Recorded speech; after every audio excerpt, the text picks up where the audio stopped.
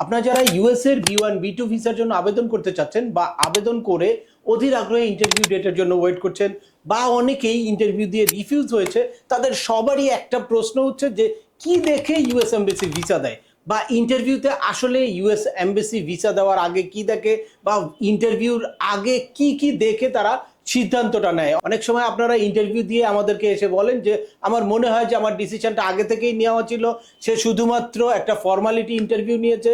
তো আসলে US embassy ইন্টারভিউর আগে কোন কোন সাইটটা দেখে সিদ্ধান্ত নেয় সেটাই আলোচনা করব আজকের এই ভিডিওটা, বা এই সিদ্ধান্তটা কিভাবে আপনি বদলাতে পারেন, কোন কোন জায়গায় আপনি সচেতন হলে, কেয়ারফুল হলে আপনারা আপনাদের ইউএস এর B1 B2 ভিসাটা নিশ্চিত করতে পারেন, সেটাই আলোচনা করব আজকের এই ভিডিওতে।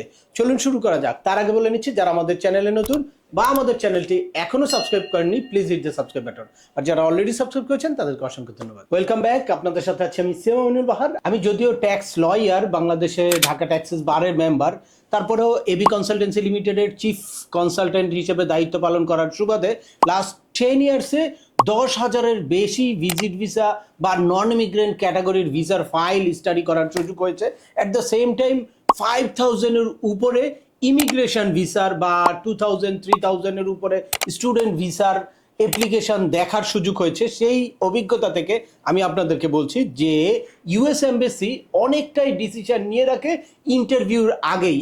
কনসুলার ডিপার্টমেন্ট আপনার কেসটাকে আগেই রিসার্চ করে, আগেই দেখে মোটামুটি একটা সিদ্ধান্ত নিয়ে রাখে। জাস্ট ফাইনালি ইন্টারভিউতে আপনার সাথে কিছু কথা বলে ওই সিদ্ধান্তটা সবকিছু তাদের আগের ডিসিশনের সাথে মিলিয়ে তারপর কিন্তু আপনাদের ভিসাটা ইস্যু করে দেয়। এই জন্য দেখবেন যে খুব অল্প সময়ে কিন্তু আপনাদের ভিসা ইস্যু বা রিফিউজ হয়ে যায়। অনেকে এরকমও হয়েছে যে ভিসার ইন্টারভিউ দিয়ে আমাকে বলেছে যে কোনো প্রশ্নই আমাকে করে নেই, শুধুমাত্র 2টা কথা বলে আমাকে ভিসা দিয়ে দিয়েছে। আবার অনেকে বলেছে 2টা কথা বলে আমাকে রিফিউজ করে দিয়েছে। এই 2 মিনিট 3 মিনিট এর মধ্যেই ডিসিশন ফাইনাল হয়ে গেছে। আসলে এই ডিসিশনটা আগেই কিন্তু তাদের নেওয়া ছিল, কারণ তারা কেসটাকে রিভিউ করে। তো এই রিভিউ করার ক্ষেত্রে কি কি দেখে এটা যদি আপনারা ক্লিয়ারলি জানেন, তাহলে ভিসাটাকে নিশ্চিত করার সম্ভাবনা কিন্তু আপনাদের অনেক বেড়ে যায়। অনেকেই এটা না জানার কারণে কনফিউজ থাকে যে কিভাবে ভিসার আবেদন করবে। যে কোনো একটা সাধারণ দোকানে গিয়ে কোনো রকম একটা ফর্ম ফিল আউট করে তারপর সাবমিট করে দেয়, আর কোনো প্রস্তুতি ছাড়াই ইন্টারভিউতে চলে যায়। সে কারণে হিউজ পরিমাণে রিফিউজ হয়। তো চলুন আমরা দেখি যে ইউএস এমবেসি ঢাকা কি কি রিভিউ করে ভিসার ইন্টারভিউর আগে। ফার্স্ট যেই জিনিসটা কনসুলার ডিপার্টমেন্ট রিভিউ করে সেটা হচ্ছে previous approved or refuse case note. অর্থাৎ যখনই কোনো কেউ ইউএসএ ভিসার জন্য আবেদন করে বা ইন্টারভিউ দেয়, ইন্টারভিউ দেওয়ার পরে তাকে ভিসা দেখ না দেখ কনসুলার অফিসার তাকে একটা কেস নোট অবশ্যই লিখতে হয়। তাকে দিলেও কেন দিল না বা রিফিউজ করলে কি কারণে রিফিউজ করলো, এটার একটা কেস নোট করে। তো কনসুলার অফিসার যখন আপনি নতুন করে আবেদন করবেন, তখন যদি আপনার প্রিভিয়াস কোনো হিস্ট্রি থাকে তাহলে সেই কেস নোটটা প্রথমেই দেখে যে কি কারণে আগে তার ভিসাটা রিফিউজ হয়েছে। সে কারণে রিফিউজ হওয়াটা বড় কথা না, বা আগে রিফিউজ হলেই যে পরবর্তীতে আর ভিসা দিবে না এরকম ব্যাপার না, কিন্তু রিফিউজটা কি কারণে হলো সেই জিনিসটা আপনাকে অবশ্যই জানতে হবে। বা আপনার যদি আগে ভিসা অ্যাপ্রুভ করা থাকে তাহলে সেই ভিসাটাকে আপনি কোনো মিসইউজ করেছেন কিনা বা প্রপারলি আপনি মেনটেন করেছেন কিনা এই জিনিসটাও দেখার ব্যাপার। যদি অ্যাপ্রুভ থাকে আর সেই জায়গায় যদি কোনো কারণে আপনি প্রপারলি মেনটেন করতে না পারেন, ইমিগ্রেশন থেকে আপনার ভিসাটা ক্যান্সেল হয়ে থাকে বা ইউএস এর ওই বর্ডার সিকিউরিটি গার্ড আপনার ভিসাটা ক্যান্সেল করে থাকে, তাহলে কিন্তু সেটারও নোট এখানে চলে আসে। সুতরাং ওই নোটটা দেখে সে পরবর্তী সিদ্ধান্তটা নেয়। সেকেন্ড যে জিনিসটা দেখে কনসুলেট ডিপার্টমেন্ট সেটা হচ্ছে পেন্ডিং কোনো গ্রিন কার্ডের অ্যাপ্লিকেশন আছে কিনা। যদি আপনার পেন্ডিং গ্রিন কার্ডের অ্যাপ্লিকেশন থাকে তাহলেও আপনার দোষের কিছু নাই। অনেকেই মনে করে যে পেন্ডিং গ্রিন কার্ডের অ্যাপ্লিকেশন থাকলে আমার আর কিছুতেই ভিসা হবে না, আমি ভিসার জন্য নতুন করে আবেদন করব না, বা আবেদন করলে মাস্ট রিফিউজ হবে। এটা একদম কমপ্লিটলি একটা ভ্রান্ত ধারণা।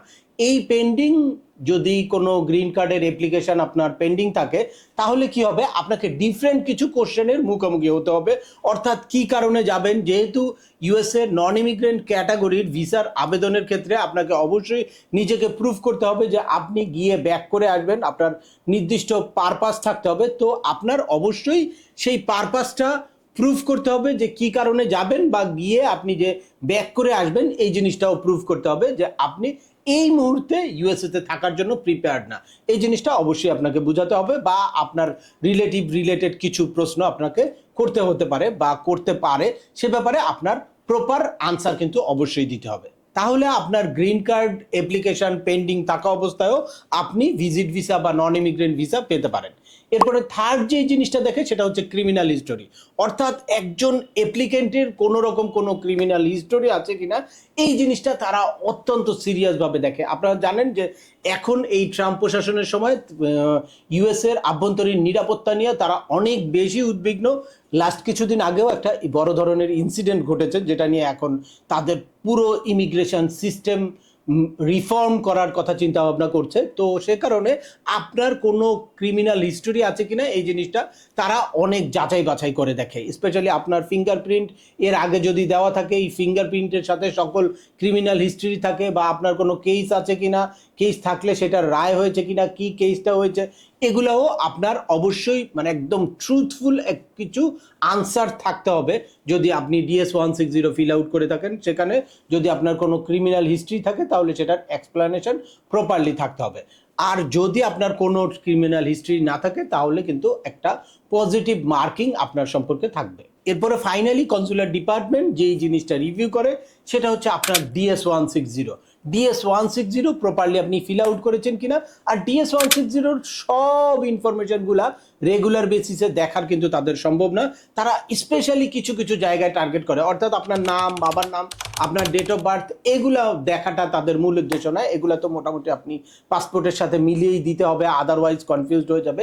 কিন্তু মেইনলি যে আপনি কোথায় যাবেন, কেন যাবেন, কতদিন থাকবেন, আপনার ওয়ার্ক হিস্ট্রি, আপনার পাস্ট রিফিউজাল হিস্ট্রি, আপনার ওই যে গ্রিন কার্ড পিটিশনের অ্যাপ্লাই করা হয়েছে কিনা, কে আপনার আবেদন করলো, বা ইউএসএ তে কার কাছে আপনি যাচ্ছেন, এই জিনিসগুলো তারা একটু ভেরিফাই করে দেখে যে ওই জিনিসগুলা আসলে লজিক্যাল কিনা বা আপনার পারপাসের সাথে এই জিনিসগুলা ম্যাচ করে কিনা। ওইটার মাধ্যমে আপনি যদি নিজেকে প্রুভ করতে পারেন তাহলেই কিন্তু আপনার ইউএসএ ভিসা হওয়ার চান্সেস অনেক বেশি থাকে। এই চারটা জিনিস রিভিউ করার ক্ষেত্রে তারা অনেক বেশি সিরিয়াস। এই চারটা জিনিস যদি সঠিকভাবে আপনি উপস্থাপন করতে পারেন আপনার ভিসার ইন্টারভিউতে মানে পজিটিভ একটা মার্কিং থাকবে, ভিসা অফিসার আপনাকে ভিসা দেওয়ার জন্য রেডি থাকবে। তো সেক্ষেত্রে ফাইনালি যেটা দেখে সেটা হচ্ছে অ্যাপ্লিকেন্টকে, অর্থাৎ আপনাকে নিজেকে দেখবে, আপনার অ্যাপ্রোচ, আপনার বডি ল্যাঙ্গুয়েজ, আপনার আই কন্ট্যাক্ট, আপনার কনভারসেশন স্কিল বা কনভারসেশনটা তারা দেখবে যে হ্যাঁ